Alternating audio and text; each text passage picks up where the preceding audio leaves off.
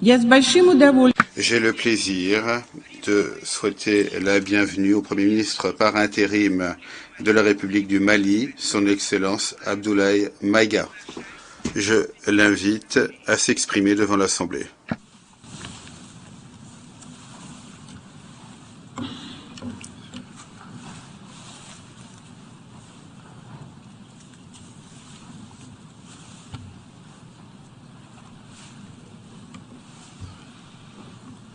Monsieur le Président de l'Assemblée générale, Mesdames et Messieurs les chefs d'État et de gouvernement, Monsieur le Secrétaire général de l'Organisation des Nations Unies, Mesdames et Messieurs, de prime abord, je voudrais m'acquitter de l'agréable devoir de vous adresser les chaleureuses salutations du peuple malien, riche de sa diversité culturelle, religieuse et ethnique, ainsi que celle de son Excellence, le colonel Assimi Goïta, président de la transition, chef de l'État.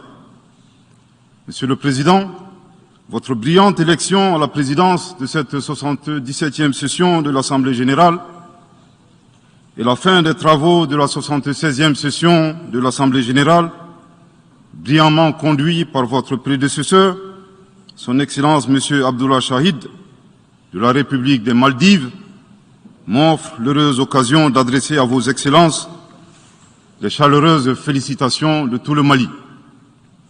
Enfin, permettez-moi de réitérer à notre secrétaire général, M. Antonio Guterres, notre haute appréciation des efforts louables qu'il continue de déployer pour la réalisation des nobles objectifs de notre organisation commune. Nous sommes convaincus que vous êtes un ami du Mali et du Sahel. L'amitié reposant sur la sincérité, souffrez que je vous exprime mon profond désaccord suite à votre récente sortie médiatique, au cours de laquelle vous prenez position et vous vous exprimez sur l'affaire des 46 mercenaires ivoiriens, qui est une affaire bilatérale et judiciaire entre deux pays frères. C'est évident que la qualification judiciaire des infractions liées à cette affaire ne relève pas des attributions du secrétaire général des Nations Unies.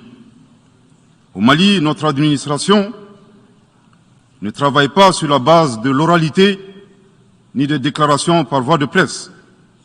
Par conséquent, nous nous en tenons scrupuleusement à la note verbale de la MINUSMA, à la mission des Nations Unies pour la stabilisation au Mali, référence MINUSMA bar PROT bar NV bar 226 bar 2022 du 22 juillet 2022, dans laquelle il ressort clairement qu'il n'existe pas de lien entre les 46 mercenaires et les Nations Unies.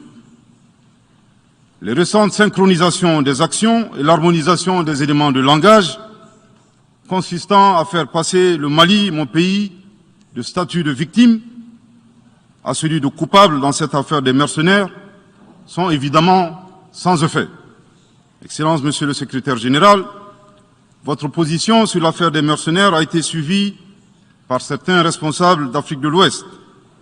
Donc, c'est sous votre couvert que nous leur adresserons des messages. À l'endroit du président en exercice de la CEDEAO, M. Oumaro Sissoko Embalo, qui affirme, je cite, « On vient de voir avant-hier la déclaration du secrétaire général des Nations Unies qui dit que ce ne sont pas des mercenaires. Moi, à la place des Maliens, j'aurais relâché ces 49 soldats. » Fin de citation. Je voudrais très respectueusement signifier à ce dernier qu'il existe un principe de subsidiarité, d'ailleurs au contour flou entre la CEDEAO et les Nations Unies, et non un principe de mimétisme. Également, il est important de lui préciser que le secrétaire général des Nations Unies n'est pas un chef d'État et le président en exercice de la CEDEAO n'est pas un fonctionnaire. Par conséquent, il serait indiqué qu'il ne banalise pas la CEDEAO. Enfin, il est utile de rappeler au président en exercice de la CEDEAO qu'au Mali, les autorités n'interfèrent pas dans les dossiers judiciaires et respectent l'indépendance de la justice. Donc, nous n'avons pas vocation à interpeller ou relâcher. Ceci relève de la fonction judiciaire. Aussi, M. Oumaro Sissoko Embalo doit être conscient du fait qu'il est le dépositaire d'un lourd héritage et de plusieurs sacrifices qui ont fait la renommée de cette organisation. La dynamique ayant fait la grandeur de la CEDEAO ne doit pas être brisée. Par ailleurs, nous avons pris acte de la menace de sanctions proférées contre le Mali, et loin d'être impressionnés par des sanctions, je voudrais signaler au président en exercice de la CEDEAO qu'à la fin de son mandat, les peuples ouest-africains le jugeront sur les efforts qu'il a fournis pour améliorer les conditions de vie des populations et non des shows médiatiques servant des agendas étrangers. À l'endroit de M. Bazoum, il remarquera que le gouvernement de la transition n'a pour le moment jamais réagi à ces propos injurieux pour deux raisons cumulatives. La première raison tient au respect de l'héritage laissé par nos ancêtres, qui consiste à ne pas répondre aux injures par des injures. La seconde relève de l'identité de M. Bazoum, l'étranger qui se réclame du Niger. Nous savons que le peuple nigérien, frère du Mali, se distingue par des valeurs sociétales, culturelles et religieuses très riches. M. Bazoum n'est pas un Nigérien, son comportement nous le reconforte totalement dans notre constat. Excellence, Monsieur le Secrétaire général, le Mali tirera toutes les conséquences de droit de vos agissements. Devant Dieu et en leur âme et conscience, nous demandons à ceux qui refutent notre version d'indiquer s'ils accepteront que les militaires ayant dissimulé leurs identités en mettant sur leur passeport qu'ils sont peintres, maçons, etc., avec des armes débarquent dans leur aéroport sans que le pays de destination n'ait été au préalable informé et dans le dessein funeste de déstabiliser ce pays. S'ils ne l'acceptent pas en tant qu'État, si cela n'est pas possible à Lisbonne ou ailleurs, le Mali non plus ne l'acceptera pas en tant qu'État et ce ne sera pas non plus possible à Bamako ou dans une autre localité malienne. Monsieur le Président, une nouvelle ère des solutions porteuses de changement pour relever des défis interdépendants. Thème de cette 77e session de l'Assemblée générale, suscitera l'espoir de meilleurs jours pour le Mali, à la condition que le bilan sans complaisance de l'ancienne ère soit établi, que les enseignements soient tirés et que les recommandations objectives soient formulées. Une fois cet état franchi, je ne doute pas qu'à travers notre action collective, nous réussirons à pacifier les multiples foyers de tension dans le monde, mais aussi à promouvoir un développement harmonieux et lutter efficacement contre les pandémies, la dégradation de l'environnement et le réchauffement climatique, les inégalités, les politiques de domination et de prédation des ressources. Depuis le mois d'août 2020, le Mali, mon pays, se trouve dans un processus de transition qui prendra fin le 26 mars 2024 par le transfert de pouvoir aux autorités élues. D'ici à cette échéance et conformément aux recommandations des assises nationales de la refondation, les autorités de la transition se sont engagées dans 2 chronogrammes convenus avec la CEDEAO à faire des réformes politiques et institutionnelles avant d'organiser des élections dont l'objectif ultime est de refonder l'État malien, afin qu'il réponde aux aspirations profondes et légitimes de notre peuple à la paix, à la sécurité, à la bonne gouvernance, au développement et à la stabilité institutionnelle durable au Mali. Dans cette perspective, je suis heureux de souligner que certaines avancées majeures ont déjà été réalisées, notamment la promulgation de la loi électorale, qui comprend entre autres la création de l'autorité indépendante de gestion des élections, dont l'installation est à un stade avancé, ainsi que la mise en place d'une commission composée d'éminentes personnalités de toutes les composantes de la société malienne, chargée de la rédaction de la nouvelle Constitution. Monsieur le Président, sur un autre plan, peu de gens savent que le Mali est le seul pays au monde dans lequel se superposent et se déroulent simultanément 4 types d'insécurité: le terrorisme, les conflits communautaires manipulés par les terroristes et leurs sponsors étatiques étrangers, la criminalité transnationale organisée et les actions violentes d'individus isolés. Parallèlement à ce processus de retour à l'ordre constitutionnel, le Mali continue de mener une lutte sans merci contre les acteurs de l'insécurité en particulier les groupes extrémistes qui sont responsables de toutes sortes d'abus contre nos paisibles populations. En ce qui concerne le Mali, je suis heureux et fier de vous annoncer que les groupes terroristes ont été sérieusement affaiblis et la peur a même changé de camp. Cependant, ces groupes criminels gardent encore et toujours une certaine capacité de nuisance dans leur tentative désespérée de porter atteinte à notre intégrité territoriale et de terroriser nos populations. Les vaillantes forces de défense et de sécurité du Mali restent déterminées à faire face à toutes les menaces d'où qu'elles viennent. Sous l'impulsion de son Excellence le colonel Assimi Goïta, président de la transition, chef de l'État. Le gouvernement du Mali continue d'intensifier les efforts importants pour recruter, former, équiper et renforcer les capacités opérationnelles des forces de défense et de sécurité maliennes. Je dois dire ici que les actions offensives menées jusque-là ont permis à nos forces de remporter des victoires décisives contre les forces obscurantistes. Elles ont également permis à l'État de reprendre pied et de réaffirmer son autorité sur une grande partie du territoire national, ainsi que de favoriser le retour de plusieurs milliers de nos compatriotes dans leur localité d'origine. Cependant, nous savons que la solution uniquement militaire ou sécuritaire a ses limites. C'est la raison pour laquelle, en appui à l'action militaire, le gouvernement du Mali s'est doté d'une stratégie globale et intégrée, comprenant des mesures politiques, sociales, de développement, y compris la fourniture des services sociaux de base à nos populations, durement affectées par la crise multiforme que nous traversons depuis janvier 2012, avec comme objectif la restauration de l'autorité de l'État sur l'ensemble du territoire national.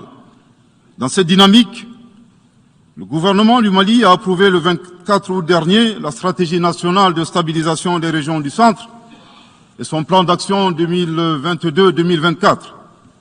Cette stratégie traduit la volonté des autorités de la transition d'avoir une approche holistique de la stabilisation des régions du centre.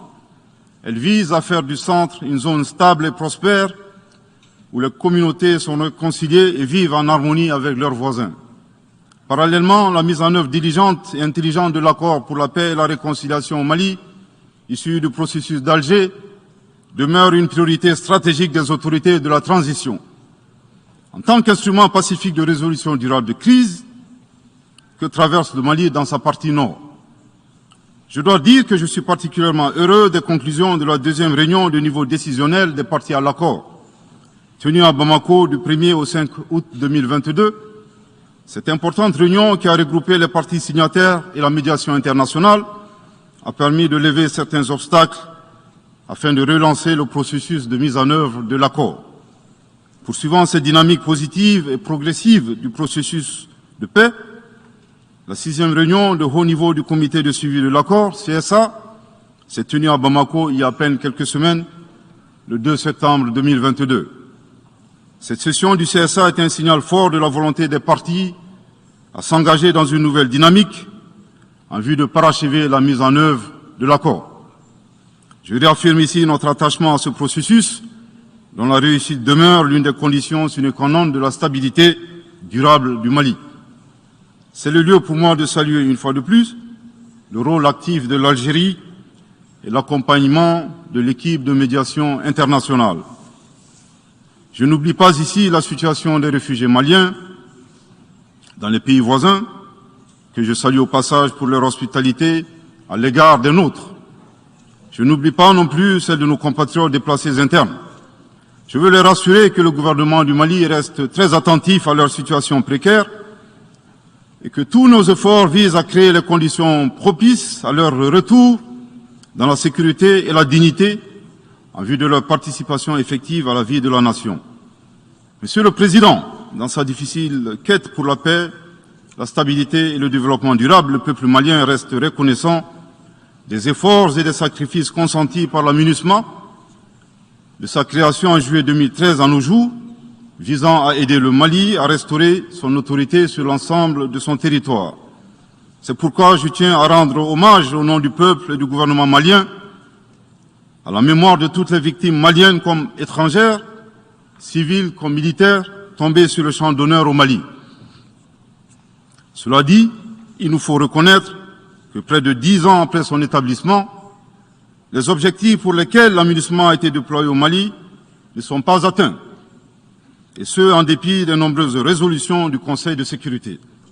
C'est pourquoi le gouvernement du Mali réitère sa demande, maintes fois exprimée, d'un changement de paradigme, d'une adaptation de l'aménagement à l'environnement dans lequel elle est déployée et d'une meilleure articulation de cette mission avec les autorités maliennes. Dans cette perspective, il est extrêmement important pour l'aménagement de rester une force d'appui au Mali dans sa quête de stabilité. Le gouvernement du Mali dénonce les influences extérieures négatives et les tentatives d'instrumentalisation de certaines entités légalement présentes au Mali pour servir des agendas cachés, y compris à travers l'exploitation de la question des droits de l'homme aux fins de déstabilisation. Monsieur le Président, le monde se souviendra qu'après avoir été abandonné en plein vol le 10 juin 2021 par la France, qui a unilatéralement décidé de retirer la force Barkhane du Mali, mon pays a été ensuite poignardé dans le dos par les autorités françaises. La précision est d'autant plus utile que nous refusons tout amalgame avec le peuple français que nous respectons. Les autorités françaises, profondément anti-françaises, pour avoir régné les valeurs morales universelles et trahi le lourd héritage humaniste des philosophes des Lumières, se sont transformées en une junte au service de l'obscurantisme. Je répète, les autorités françaises, profondément anti-françaises, pour avoir régné les valeurs morales universelles et trahi le lourd héritage humaniste des philosophes des Lumières, se sont transformées en une junte au service de l'obscurantisme. Je répète pour une dernière fois. Les autorités françaises, profondément anti-françaises, pour avoir régné les valeurs morales universelles et trahi le lourd héritage des philosophes des Lumières, se sont transformées en une junte au service de l'obscurantisme. Obscurantisme de la junte française nostalgique de pratiques néocoloniales, condescendantes, paternalistes et revanchardes, qui a commandité et prémédité des sanctions inédites, illégales, illégitimes et inhumaines de la CEDEAO et de l'UEMOA contre le Mali et mon pays. Après plus de 10 ans d'insécurité et en fait des milliers de morts, autant de réfugiés et de déplacés internes, n'est-ce pas un sacrilège de mettre une population malienne victime de l'insécurité dans un pays enclavé sous embargo pendant 7 mois, en procédant à la fermeture des frontières et la saisie des comptes financiers du Mali. Grâce à sa résilience et à la solidarité de pays amis et des peuples africains, le peuple malien a tenu et a déjoué les pronostics de ses adversaires. Obscurantisme de la junte française qui s'est rendue coupable d'instrumentalisation des différences ethniques, en oubliant si vite sa responsabilité dans le génocide contre les Tutsis au Rwanda, coupable également de tenter désespérément de diviser les Maliens, enfants d'une même famille. Enfin, obscurantisme de la junte française qui a violé l'espace aérien malien en y faisant voler des vecteurs aériens tels que des drones, des hélicoptères militaires et des avions de chasse plus d'une 50aine de fois, en apportant des renseignements, des armes et munitions aux groupes terroristes. Afin de se donner une bonne conscience, la junte française accuse le Mali de n'avoir pas été reconnaissant en se gargarisant de la mort regrettable de 59 soldats français au Mali lors de diverses opérations de lutte contre le terrorisme. À cette triste accusation, nous rappelons que dans la majorité des interventions d'officiels maliens et des cérémonies, nous rendons systématiquement un hommage à l'ensemble des victimes de l'insécurité au Mali, sans distinction de nationalité, donc y compris les 59 Français décédés. Aussi, nous les invitons à ne pas s'arrêter à si bon chemin et de remonter le temps, en passant par leur intervention en Libye, décriée par toute l'Afrique, sans oublier la participation forcée des milliers d'Africains à la Première et la Seconde Guerre mondiale, sans oublier la traite négrière qui explique le sort économique de beaucoup de pays. Combien d'Africains sont-ils morts pour la France et le monde libre dans lequel nous vivons. Monsieur le Président, eu égard à la gravité des faits commis par la junte française, le Mali, dans sa lettre en date du 15 août 2022, a demandé la tenue d'une réunion d'urgence du Conseil de sécurité des Nations Unies. Cette réunion a pour objet de permettre au Mali de présenter les éléments de preuve en sa possession, démontrant que l'armée française a agressé en de maintes reprises mon pays, en violant de manière répétitive et fréquente l'espace aérien malien, sans autorisation des autorités maliennes, et parfois en falsifiant des documents de vol. Plus grave, Monsieur le Président, le Mali sera en mesure de prouver que la junte française a fourni des renseignements et des armes à des groupes terroristes. Le gouvernement du Mali s'interroge sur les raisons qui poussent cet État membre du Conseil de sécurité, de surcroît assurant la présidence de cet organe, à faire obstacle au débat en vue de la manifestation de la vérité. Le monde doit être édifié sur les faits graves qui se sont déroulés au Mali et qui sont à la base de l'aggravation de l'insécurité et de la déstabilisation du Mali et du Sahel. Par la saisine du Conseil de sécurité, le gouvernement du Mali entend mettre cet important organe chargé à titre principal du maintien de la paix et de la sécurité internationale face à ses responsabilités et dénoncer les agissements de la junte française contre mon pays. Ces actes hostiles sont incompatibles avec la Charte des Nations Unies et son statut de membre permanent. Il y va de la crédibilité de notre mécanisme commun, de l'efficacité de la lutte contre le terrorisme, mais surtout, il y va de l'intégrité de l'Organisation des Nations Unies, qui repose entre autres sur le respect des engagements internationaux, de la légalité internationale et de la Charte des Nations Unies. Monsieur le Président, il semble opportun pour le Mali de demander votre implication personnelle auprès du Conseil de sécurité des Nations Unies, afin que notre demande aboutisse pour que cesse la duplicité et la guerre par procuration imposée à mon pays. Monsieur le Président, dans la lutte contre le terrorisme et l'extrémisme violent, le gouvernement du Mali est fortement interpellé sur la question des droits de l'homme. Je tiens à souligner que les droits de l'homme constituent avant tout des valeurs qu'incarne chaque Malien. Aussi, le gouvernement du Mali reste déterminé à les respecter et à les faire respecter, conformément à sa politique de tolérance zéro contre l'impunité. Et cela par fidélité à nos valeurs ancestrales inscrites dans la charte de Kouroukanfouga, proclamée en 1236 par l'empereur du Mali, Soundiata Keïta. Le Mali, berceau de grandes civilisations, héritier de grands empires, terre de brassage, d'hospitalité et de tolérance, fait de la promotion et de la défense des droits de l'homme une priorité nationale. C'est pourquoi je réaffirme avec force que les opérations militaires des forces de défense et de sécurité du Mali sont conduites dans le strict respect des droits de l'homme et du droit international humanitaire. Cependant, comme je viens de le souligner, le gouvernement du Mali s'oppose avec véhémence à l'instrumentalisation de la question des droits de l'homme à des fins politiques, de positionnement, voire de chantage ou d'intimidation. De même, nous regrettons la sélectivité observée entre les droits des populations dont des villages entiers sont massacrés et rasés, qui ne suscitent presque pas d'indignation particulière, et la manipulation communicationnelle faisant passer des terroristes neutralisés sur le champ de bataille pour des civils innocents. Monsieur le Président, pour terminer, je dirais que le peuple malien a décidé de prendre son destin en main. Il soutient pleinement le gouvernement dans la refondation du Mali, ainsi que le retour à un ordre constitutionnel apaisé et sécurisé en mars 2024, à l'issue d'élections libres, transparentes et crédibles.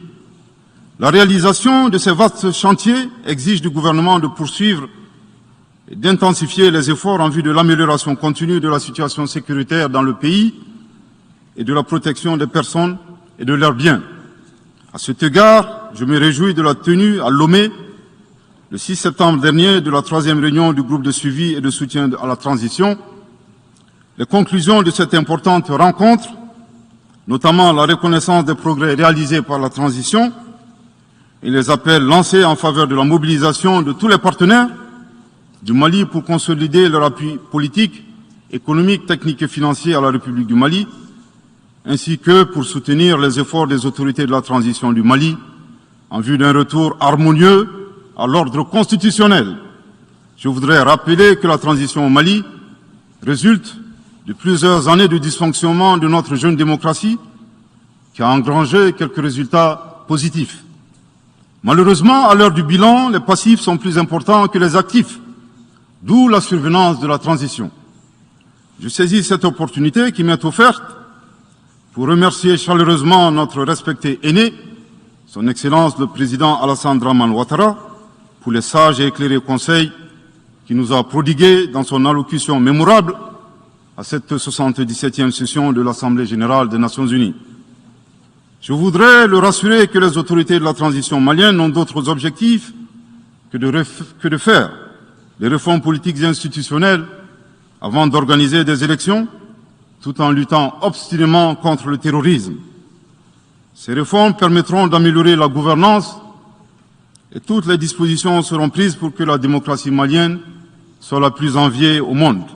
Dans ce chantier, nous prêterons une attention particulière au troisième mandat, qui ne sera pas possible. Le troisième mandat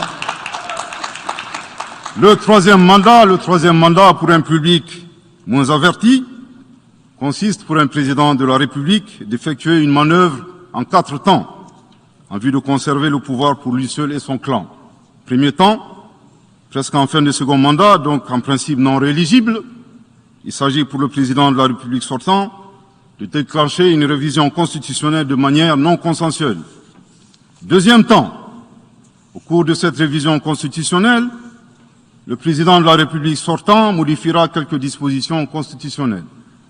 Troisième temps, une fois la nouvelle constitution adoptée, sur fond de crise politique naturellement, le président sortant devient candidat en violation de la limitation du nombre de mandats à 2.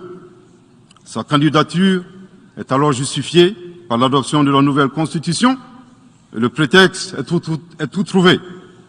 La limitation du nombre de mandats à 2 concernait l'ancienne constitution. Par conséquent, il est candidat au regard de la nouvelle constitution adoptée. Quatrième temps, une farce électorale est organisée. Forcément, il remporte les élections et s'ensuit une chasse impitoyable aux opposants politiques, dont certains sont arrêtés, d'autres s'exilent et d'autres assassinés. Les allégeances sont obtenues grâce au pouvoir de l'argent, le clientélisme et les intimidations. Dans un langage plus simplifié et en référence à une métaphore footballistique, le troisième mandat est une magie. C'est l'art de se dribbler soi-même tout en gardant le ballon.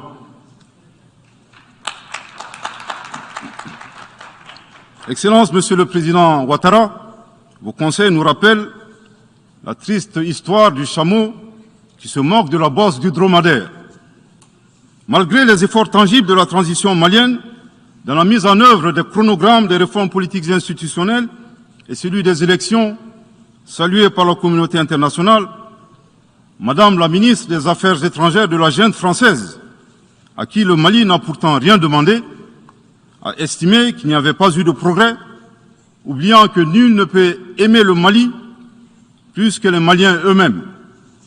Sa position singulière et son adversité ne nous surprennent guère.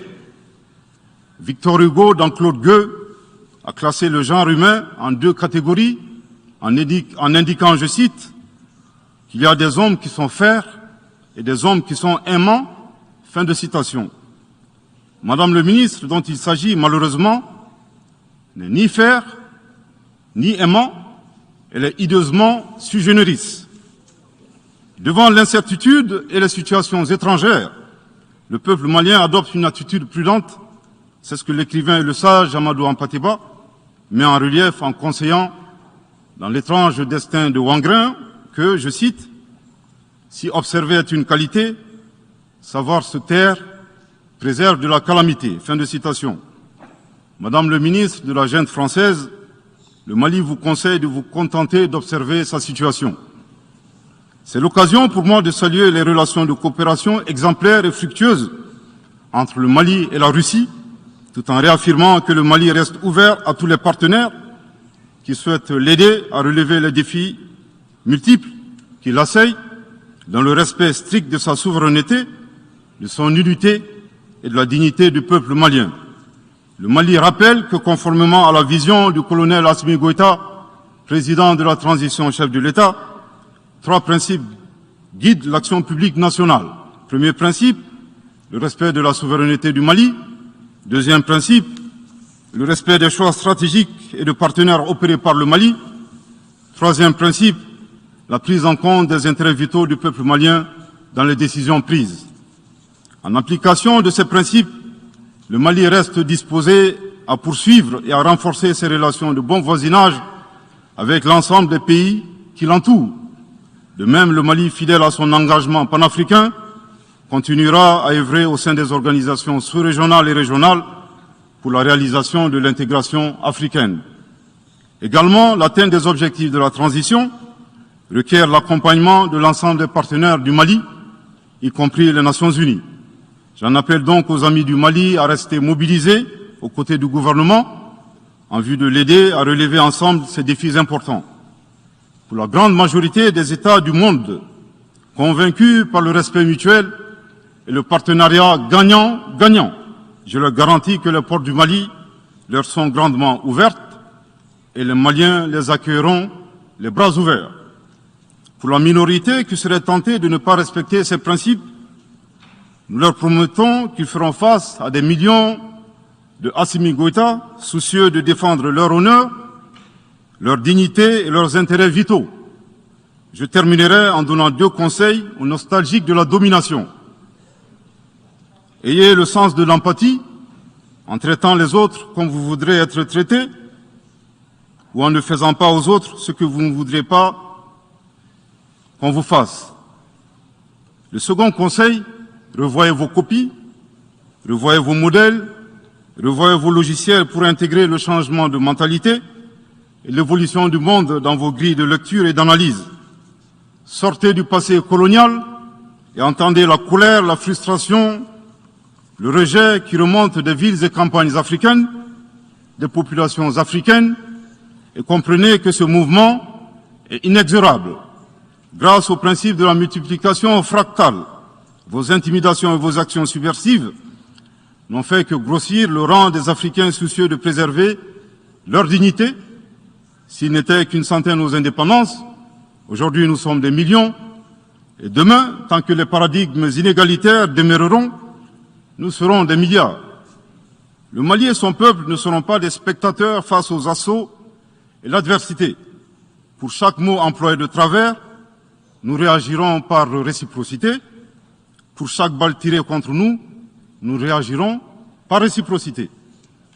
C'est à ce prix qu'une nouvelle ère sera une réalité avec des solutions porteuses de changement pour relever des défis interdépendants, avec des États interdépendants et en valorisant l'homme sans distinction aucune, notamment de race, de couleur, de sexe, de langue, de religion, d'opinion politique ou de toute autre opinion, d'origine nationale ou sociale, de propriété, de naissance ou de toute autre situation telle que stipulée à l'article 2 de la Déclaration universelle des droits de l'homme.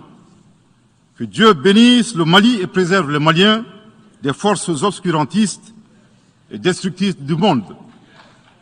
Que Dieu bénisse l'Afrique et préserve les Africains des forces obscurantistes et destructrices du monde. Que Dieu bénisse le monde et préserve l'humanité entière des forces obscurantistes et destructrices du monde. Je vous remercie de votre très aimable attention.